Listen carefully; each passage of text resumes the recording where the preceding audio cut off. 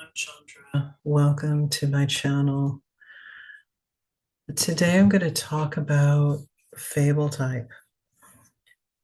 FableType is a sub-project of my storytelling work with the Universal Fairytale. FableType is where I've taken the aesthetic of my light cuttings and I've produced a photo booth concept. I did this because I was desperate and frustrated with the situation with my shipping containers. And I wanted to just do something really beautiful. When I began this project, the Universal Fairytale, it was all about beautiful things. Um, Illuminated manuscripts are beautiful, picture books are beautiful, storytelling is beautiful. And the research for making this beautiful project had my hands always full of beautiful books and mementos and conversations that I just wanted to bring into the work that I'm doing. So the handcraft that went into making the first illuminated manuscripts, the French book, it was a gateway into starting to think about aesthetics as families, just like language groups are families. You know, you have one language, like, okay, Romance languages, since we're in Europe. And so you have French, Italian, Spanish, Portuguese, and these all belong together as a family. And since I was telling these stories with what's wrong? There's some message on my computer. Just start typing here to bring features. I don't want features. Okay. Um, when I decided that the project was going to be about working with three primary languages, which were of completely different language families, French, English, and Chinese. The question was, how do you keep everything together visually, since it's a picture book and it's using calligraphy? Obviously, there are going to be a lot of visuals. And so, as I painted the French book, I was deeply immersed in its aesthetic, which carried over into the English book as kind of a whisper or an echo of the original 14th century, well, 10th to 14th century aesthetic of the illuminated French manuscript. And that aesthetic for the English book came from stained glass windows. And the stained glass window that I loved the most was a grisaille found in Salisbury Cathedral in England. And this ornamental grisaille was just so beautiful and warm that it spoke to me in a way that other aesthetics didn't. And so I immediately began drawing it and learning it, kind of tracing its crevices and finding what made it so beautiful by just drawing it over and over again.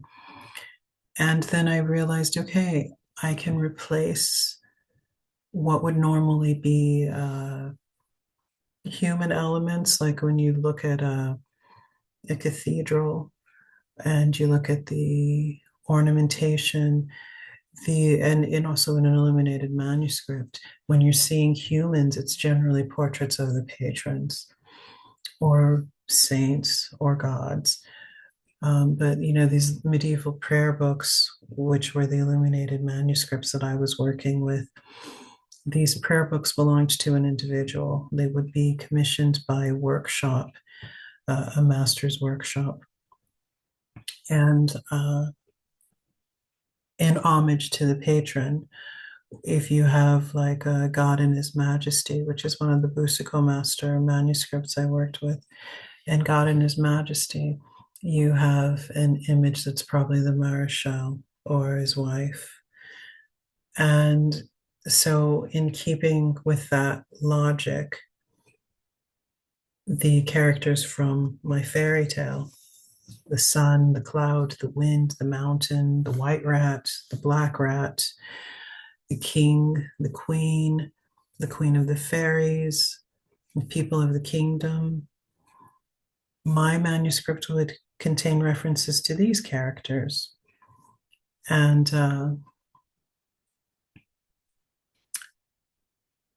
so to begin with, because I I am trained as a classicist, and so my portrait skills are quite refined, but yet I have a problem in storytelling of losing the audience. Um, and so I find myself not wanting to create portraits because I want you to look at my picture books and be able to imagine yourself in them, or your children, or your mother, or your cousin, or whomever it is that you want to be the star of your fairy tale. So to skirt this issue, I went with the main characters, the sun, cloud, the wind, the mountain, the white rat, and the black rat. And so for the English picture book, I staged these characters as aesthetic elements inside the ornamentation from the stained glass window from Salisbury Cathedral from Brazil. And that was all fine and well. And that was the moment when I started to understand what it meant to create my own aesthetic family, just like the language families exist. There's also the aesthetic family. So I I started cutting the Book of Shadows, the German version of the book of the fairy tale. And in it, these images that you see behind me in this portrait with my sons from FableType, you see the sun, the cloud, the wind, and the mountain as cut aesthetic um, and I call these light cuttings. And the light cutting is normally invisible. And what's special about FableType is that it's visible in a lot of instances. But at the end of the day, it was a way for me to create the exact aesthetic of the fairy tale when produced in theater with fog and smoke that would create something subtle that would allow for the shadows to shine through, which are what's important about the light cuttings. Light cutting is a form of transmittance art. And when I'm creating transmittance art, it's basically about creating shadows. These are created in studio environment. And when you think about how the sun casts a shadow, the sun's all the way back there, and we're all the way down here. And we get these magnificent shadows. So when we went into the studio, I took my light cuttings, I took a framing and ladder type construction as seen in some of these images with the light cuttings. And we set up humans that represent languages, humans that represent language families and culture and storytelling. And I put Sancha and Luciano together with him as the sun and her as the wind, cloud, mountain, in all of her winter white gear as a native German uh, of mixed race descent, a BIPOC German. and Luciano, a migrant from Argentina. And then my favorite image, the pinnacle image, is this image of my son Bela, where because of the fog machine and the lighting in this black and white image of him, the light cuttings look like architectural structures. You don't even understand that my hands have cut these. And this is cut paper with fog in a studio with a child who wanted to be here for this moment of his life where he'd seen me cutting light cuttings all these years. I've been working on the Universal Fairytale since 2003 in Amsterdam when we were living there, and I was hit by a car and became disabled. And for this pinnacle moment, I wanted portraits of my sons. If I'm going to make a business of using the aesthetics that are copyrighted to me, that I created with my hands for my books, as a portraiture tool and an event item, when I'm looking at the marketing, I'd like to be looking at the two people I love the most in this world, who are my two grown-up sons. And when Bela was sick that day, and Cole and I had been in the studio all day with Luciano setting up, because of course the setup wasn't simple. Of course, nothing was simple. Getting the light cuttings to the point of being able to display them as FableType, just my studio production time was hundreds of hours, and fabrication time was hundreds of hours. And getting in the studio with the framing for to support the light cutting so that they could stand on their own, not creating shadows like this, like we had in the studio. We was four of us on an 8-hour setup day. And Bela, who is apprenticing to become a roofer, it's just part of carpentry in Germany. He he was sick as a dog, so he wanted to come. He wanted to be part of the photos. He knew it was really important to me. Like the good son that he is, he wants to show up for his mom. So I got a taxi to bring him to the studio. He came in, he laid straight on the floor because he was feverish with the flu. And we propped him up, took some photos, and that is by far my all-time favorite FableType photo.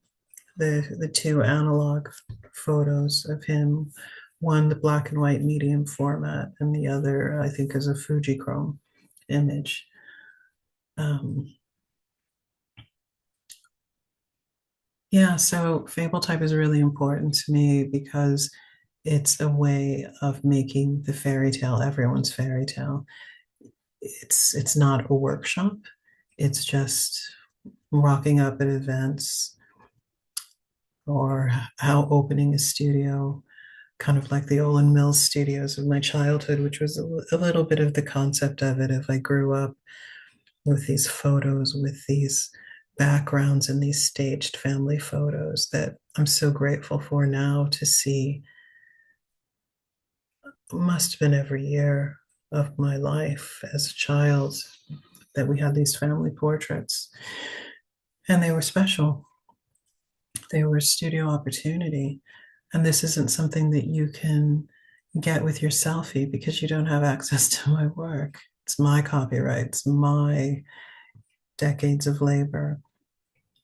And so the idea of being able to bring my work to anyone outside of the confines of being inside a workshop and to just take a memory away, a special memory, that's what creating this structure and this portfolio surrounding FableType means. And at the end of the day, this amazing photo session, well, there are 4 photo sessions inside the FableType portfolio that are visible on the website. Some are available on Instagram now, some of the portfolio.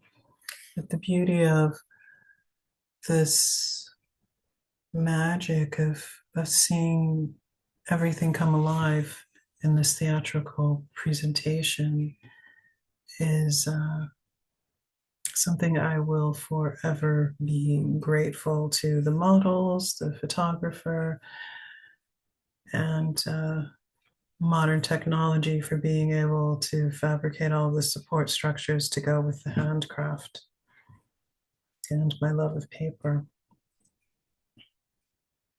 So we are now reaching the end of the video. I'd like to get back to the image of Bela, just in case anybody's looking. Maybe it makes a lot more sense now that you can see the entire thing from me cutting light cuttings by hand over the last decades, the process of photographing them, coming to their shadows, and then finally winding up at this place where these types of portraits are available. So thank you for listening. My name is Chandra, and I am posting videos every single day. Thank you.